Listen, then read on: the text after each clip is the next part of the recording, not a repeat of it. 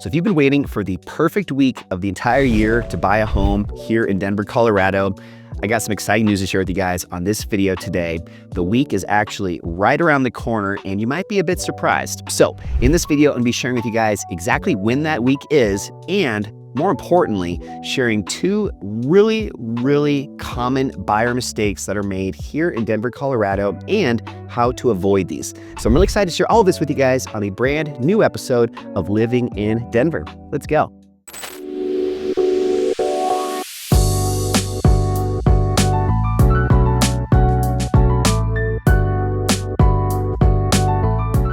So, as I teased in the beginning of the video, this upcoming week is, by Realtor.com, the #1 week of the entire year to buy a home here in the United States.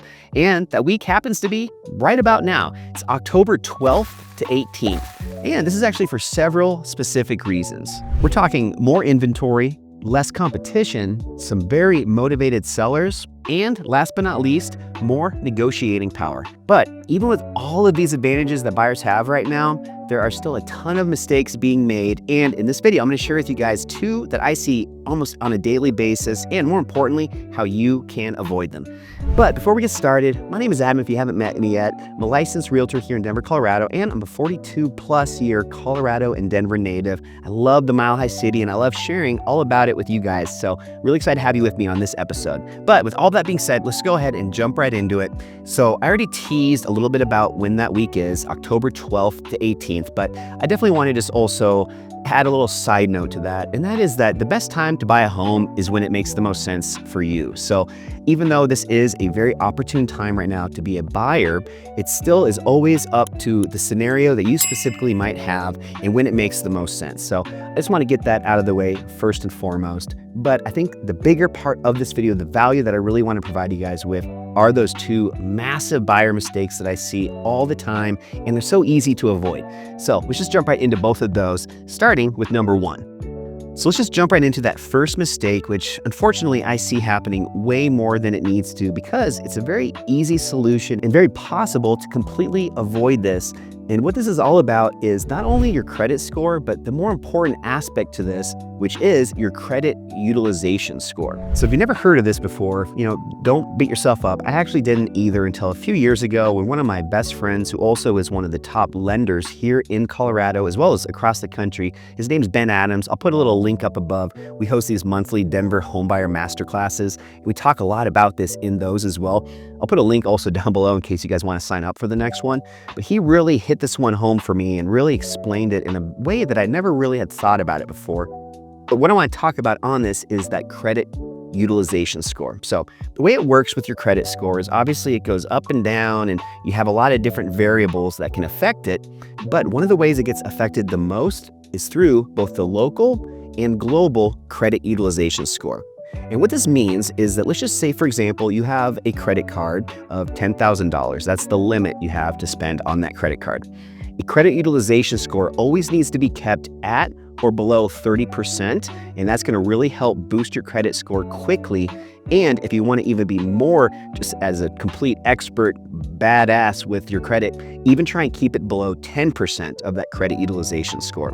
But we'll use 30% because that's a little bit more achievable and definitely a good starting point. Start there and then work towards that 10. So with that 30% credit utilization score, what that means is with the $10,000 credit card limit, you never want to have more than $3,000 or 30% of that as an outstanding debt or balance on that card at the end of the month.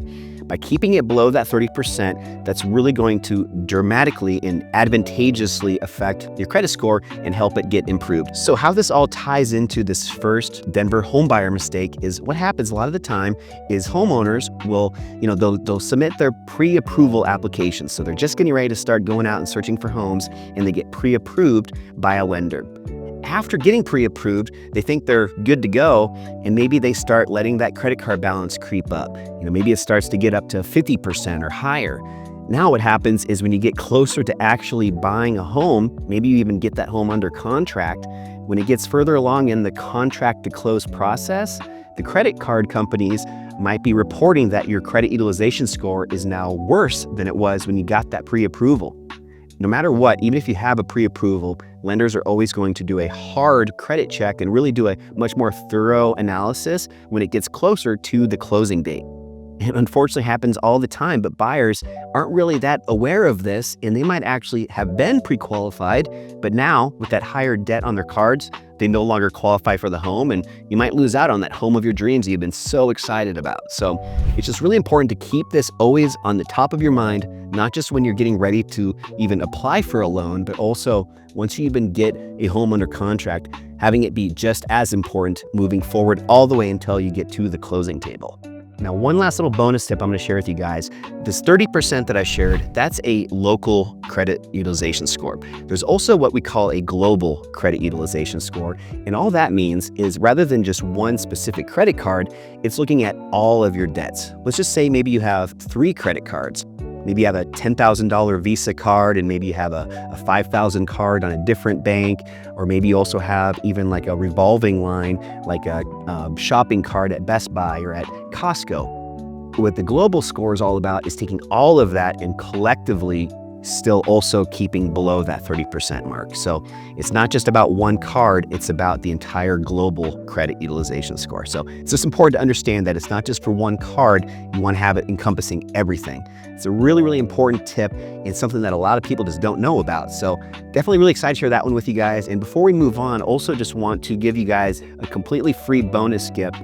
I have actually a complete guide to credit utilization, as well as just how to be in the best position possible to prepare for when that day comes. I'll give you guys a free copy. The link will be down below and you guys can dig into it there. I talk a lot more in depth about this credit utilization, as well as other ways that can boost your credit score by up to 60 points in a very short amount of time. So definitely grab a free copy of that. All right, and then you know what? Before we move on to that second buyer mistake that I also see all the time, I got one more little pro tip to share with you, and that is this. What is most important than almost anything else when it comes to buying a home is preparation. And just being educated to make sure that you're making the best decision possible when that time comes. And not only does that apply to your home search and really ironing out exactly what you want in a home, but it's also just as important to understand that this financial aspect to getting pre-approved, if you are going to be doing a home loan, it's okay to really focus a lot more on this upfront. And even if maybe your goal of buying a home isn't for another year, still at least get the process started today or very soon by connecting with a lender and just understanding where you sit today. You know, a lot of people tend to kind of avoid financial related stuff, and almost, and I've been guilty of this too, where you don't even want to look at that, you don't even want to know really what your score is. I know that's tough sometimes, but it's always best just to be honest with ourselves and get that information up front. That way, when you maybe do want to buy a home in 6 or 9 months, you've done the work you need to leading up to that. So when that day comes, you're in the best position possible to get more favorable loan terms, as well as hopefully just to even get qualified. So it's something that a lot of people do is they don't think about this kind of stuff until they're ready to buy a home, and then they start the process. Well, the bad part about that is by doing this, you might find out at the last minute that there's some issues going on that you need to resolve, and those aren't issues that can get fixed overnight. They might take a few months.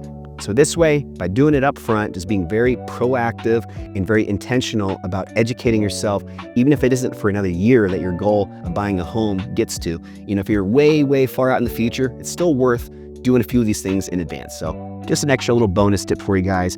I guarantee you'll be happy you did this.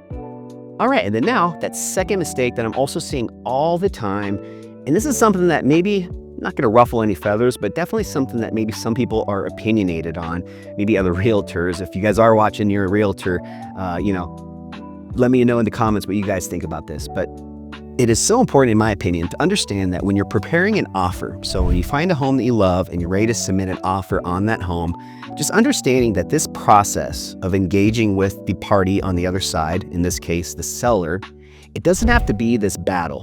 It doesn't have to be this, us versus them mentality. All of the deals that I've had the most success with, and the ones that really have been the best deals for my clients, have always been deals and offers that are structured where it's a win-win. It doesn't have to be us winning and the seller losing, us getting a great deal and the seller really, taking a bath and really having a, really low price that gets accepted and sold at. What's more important is understanding that you can always hopefully create a win-win for everybody involved. And the best way to do this, and the way to avoid the mistake of oftentimes not even having the offer accepted, is realtors don't do this. They just want to only represent their party, which I understand and I agree with, but there's still a way to make it much more attractive to everybody. And this is how you get offers accepted. So first thing first, if you have a realtor already, ask them, hey, did you pick up the phone and just literally call the listing agent and ask them, what's most important to your clients, the sellers, when selling this home? You'd be amazed at how often this never even happens, and even more amazed at how often it's not price. You always think that a seller, they just want to sell their home for the top dollar. And yes, that is the case oftentimes, but not always. And in fact, a lot of the time, it's for a lot more personal, kind of emotional reasons. It could be a divorce, it could be a death in the family. Maybe the kids just finished high school and they're going off to college, and the homeowners are empty nesters now, and they're really kind of emotional about all this and they want to downsize. There's all these different scenarios that could exist and oftentimes do. And unless you pick up the phone as a realtor, so if you guys already have a realtor, make sure you guys are asking them to do this for you. Just make sure that you're getting that information from the other side. And when writing that offer, you're writing it intentionally in a way that really is letting the seller know that you're also understanding, a team player, and writing up an offer that really works best for everybody. And there's different ways to do this. I'm gonna give you guys one quick example before we move on, just to give you a little bit more meat and potatoes behind this point. So a lot of times in a scenario where maybe it's an empty nester, where they have kids that maybe just finished high school and they're going off to college and they're ready to downsize, in that scenario, we'll use that one as the example. Maybe what's most important to them is timing. So maybe rather than having it sold immediately in the summertime, they really want to just stay in that home until maybe their son or daughter finishes all their graduation parties and all the stuff that happens after you finish school. So in a scenario like this, it could even be us drafting up what we call a post-closing occupancy agreement. Basically, a long story short on this, we write an offer where the closing date is earlier, but after closing, we're allowing the sellers to still stay in their home for a period of time, just to allow them to transition and move into their new home. So, maybe the closing is, for example, on October 31st, but we're actually letting them stay in that home until November 15th. They could pay us a daily fee for this, or we could even just include it as just a complimentary 2-week period of time, just to make that offer a little bit more attractive, a little bit more unique if we are competing against other buyers that are also submitting offers.